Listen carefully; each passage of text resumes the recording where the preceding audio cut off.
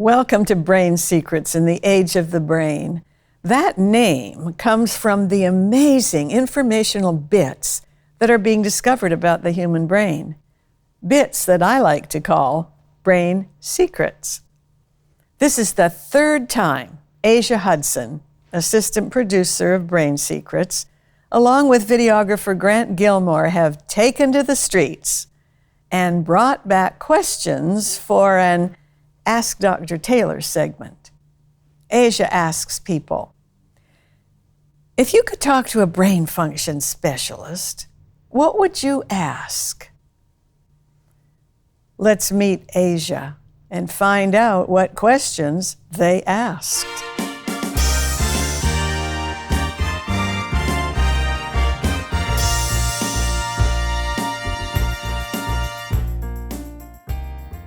I've been looking forward to this, Asia. Welcome to Brain Secrets on this side of the camera. I like saying that. Thank you for having me once again. Well, I enjoy this, especially these type of segments, because there's something that I haven't done a lot of before, and my brain likes variety. Right. So I've been thinking about, since our last episode, a couple of questions to ask you, because you're the one out there on the front line in the streets. Mm-hmm. So what's the most challenging thing for your brain? The most challenging thing is definitely the rejection, is putting yourself out there to interact with people and just being completely ignored or acknowledged and then ignored or told no, So I would definitely say that that's the most difficult part, because I try to be really nice, like, hi, just, a question for you. And when they see me and they choose to not say, oh, no, thank you, or at least like acknowledge me with a smile and they just like move past me, that hurts. Well, you know what to do about that. Mm-hmm. You have to understand that it has nothing to do with you. It has to do with their brain. Right. And once you get that clear, it's not necessarily fun, but it doesn't do anything to your sense of worth or your sense of self, because it's their choice to not even acknowledge that. But good, you've identified that, so you know how to deal with it. Mm-hmm. So the other question I had was, when you're doing this, what is the most fun for you? I would say that the most fun has to be people who are like hyper engaged with me, who are very interested in the question, very interested in what I'm saying, and we have a cute, banter back and forth. I try to make people feel comfortable by being quirky and, responding to certain things that they say, to make them feel more comfortable about being on the camera, talking to me, and answering the question. So getting to watch people open up and show interest in what we're doing with the Ask Dr. Taylor segments is it's fun. It's a good time, especially when afterwards they're like, where can I find this? And we're like, right here. So that's always a good time. That's good. Now, see, you've just explained two different set of circumstances, and you have not changed. Right. And I think it's really important for people to understand that, because it's really a brain secret. Mm-hmm. And the secret is, you can handle yourself, but you can't make somebody else like to be engaged, want to stop and talk. You can't even make them walk by with their nose in the air. Yeah. So it's very important to know what you can control and what you can't. Mm-hmm. And I find it fun to talk to you about real life things like that, about brain function. Because the more you understand, the more you can manage your own life, nicely going through it and not getting whacked, your legs out from under you because of something somebody else did. Right. So, I haven't seen these clips. I'm getting excited about thinking about it. Mm-hmm. So, Grant, are we ready for me to look at the clips? All queued up and ready to go. Good, let's do it. I'm excited. You'll like this. It's different than what we normally do. Good.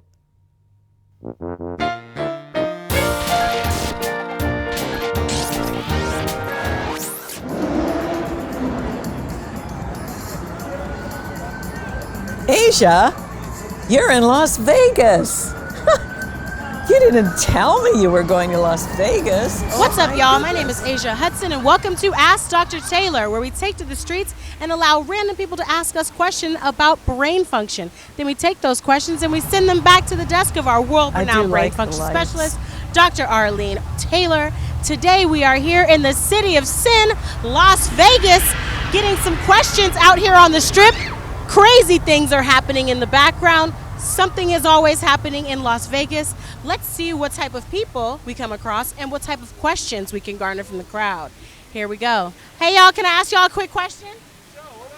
Right on, right on. Okay, okay, somebody, anybody. All right. So if you had to ask a brain function specialist a question about brain function, like how the brain works in any capacity, what would you ask her?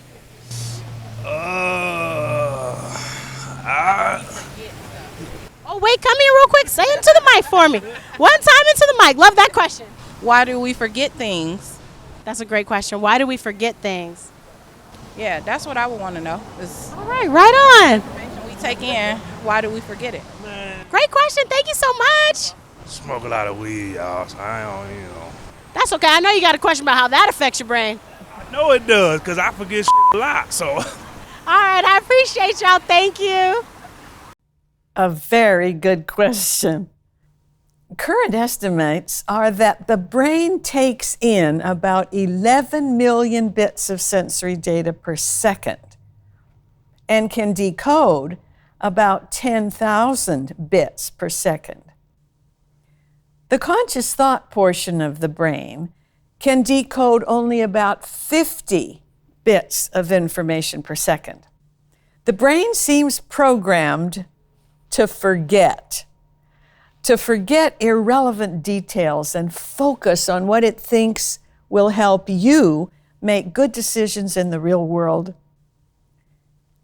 The brain appears to have unlimited capacity for concepts and ideas, but limited long-term memory banks for rote memorization. So some are suggesting that it's better to memorize where to get the needed information than to try to rote memorize all the information. If your brain believes the information is important, based on its tracking of your history, it will likely move it into long-term memory. The rest is purged. Poof. Consolidation is a label for the brain moving information into long-term memory, and this occurs during sleep. If your sleep is cut short, some of what you might prefer to have retained is lost. Information loaded from adverse child experiences, or ACEs, involving mental, physical, emotional, or sexual trauma, especially if it occurred prior to the easy use of language, may be buried so deeply in the brain's subconscious, it may be recalled only as pictures, sensations, or feelings. And some memories may be buried so deeply, they may be recalled only with the help of a skilled therapist, if at all. Hey, y'all, can I ask you a question real quick? Awesome. Okay. If you had to ask a brain function specialist a question about brain function, what would you ask her? If I had to ask a brain function specialist a question about brain functioning, He's thinking. I don't know, does alcohol have a lot of effect on the brain? Especially people who spend a lot of time here in Vegas? Love that question. Phenomenal question. All right, does alcohol have a long-term effect on the brain, especially for people who are out here in Vegas? Yeah. I don't know. I know I've been drinking. My brain's not functioning well, so. But you were able to be coherent enough to come here and help me and ask these questions. Absolutely. I guess. Enough. Yeah. I appreciate you. Thank you so much. Thank you. I have no idea about people in Las Vegas. I think people are pretty much people. Alcohol does have long-term effects on the brain. Alcohol reaches your brain within 5 minutes of taking a first drink, and within 10 minutes, already is interfering with neuron pathways that the brain uses to communicate information. This can impair judgment, which could lead to spontaneous, unwise decisions that you could be paying for the rest of your life. 30 deaths a day occur just from vehicle crashes involving alcohol-impaired drivers. Alcohol is a toxin to the brain, which releases dopamine, the feel-better chemical, to compensate. But that relaxed, confident feeling dopamine provides doesn't last long. By 20 minutes into drinking, the liver begins to metabolize alcohol at the rate of 1 ounce per hour. When you take in alcohol faster than the body can dispose of it, you become intoxicated. In California, that is a blood alcohol level of 0.08%. The third leading preventable cause of death in the United States. 261 individuals die each day from alcohol-related causes, including alcohol-related dementias and cancers. Hey, ladies, can I ask you a question? All right. Hey, y'all, can I ask any of y'all a question real quick? Okay. You are very good at this, Asia. Usually when people make eye contact with me, that's when I pounce. Hey, y'all, can I ask any of you guys a question? Yes? Hey, y'all, can I ask you a question real quick? You only gotta ignore me. Dr. Taylor, I have a question. So we're out here, as we said before, in the city of Las Vegas, and I'm noticing that the temperament and the maybe social openness of the people is a little bit different. It could be because they're here to have fun, they're here to be on vacation, they're here to just beeline to what it is that they want to do, and they don't really want any detours. But more so than what I have experienced in Los Angeles, people are passing me up or ignoring me and not acknowledging me, at least, which they normally do in LA. And I'm not gonna lie, the rejection is kind of getting to me just a little bit. So I wanted to know, how does rejection affect the brain, and how can you overcome feelings of being rejected, and how can you process the feelings of being rejected? I know that's a 3-part question. You only got to answer one of those. All right? What do you got to say? We'll hear about it when we see you in person. Here we go. We got some more people coming through. Rejection is a type of social emotional hurt, a loss of something you wanted or thought you wanted. Sadness is the emotion that helps you recover from a loss. To change the way you feel, you must change the way you think, because feelings always follow thoughts. According to research from Case Western Reserve University, exposure to rejection led participants to have an immediate drop of 30% in cognition or mental reasoning and a 25% drop in IQ, which can make it difficult to process the experience in a rational and timely manner. Fortunately, as you recover from the hurt, the drop in cognition and IQ can reverse. A few sessions with a good counselor can often assist with recovery from rejection. I think of it like this. Some people will always reject you. Some will accept you some of the time, but all will never accept you all the time. And really, you don't accept all people all the time. Here's my brain's opinion. It is most important to first accept yourself. Think of anything beyond that as a bonus. Why do people react differently to decisions than others? Why is it easier for people to lack emotional parts and other people not have those emotional Oh, that's attachments? a good question. Ooh, okay. Well, okay. Let me recant that question. I can't think of the word. Let me reiterate that question. So, how come certain people react differently to decisions? Some people off of emotional influence or lack thereof. I love it. Great question. And do it again. What makes a sociopath a sociopath? We were going to wrap it up after 2 more good questions, and these were 3 great questions. I appreciate you. That's my fellow Georgians here coming through, pulling through for me. All right, I love these questions. People react differently to decisions because every brain is different. There are some generalizations, however. You know, the human brain is divided into 2 hemispheres, each of which are divided in half, resulting in 4 divisions. Work by Dr. Richard Hayer found that most brains appear to have an energy advantage in one of these 4 divisions, meaning it takes less energy to transfer information across the synapse or space between neurons. Individuals who have their energy advantage in the lower right harmonizing division often dither about decisions and may be much more emotional about them. Contrast that with the frontal left or prioritizing division behind the left eye that wants to make the decisions and may be very unemotional about them, unless it gets angry when others do not want to accept its decision.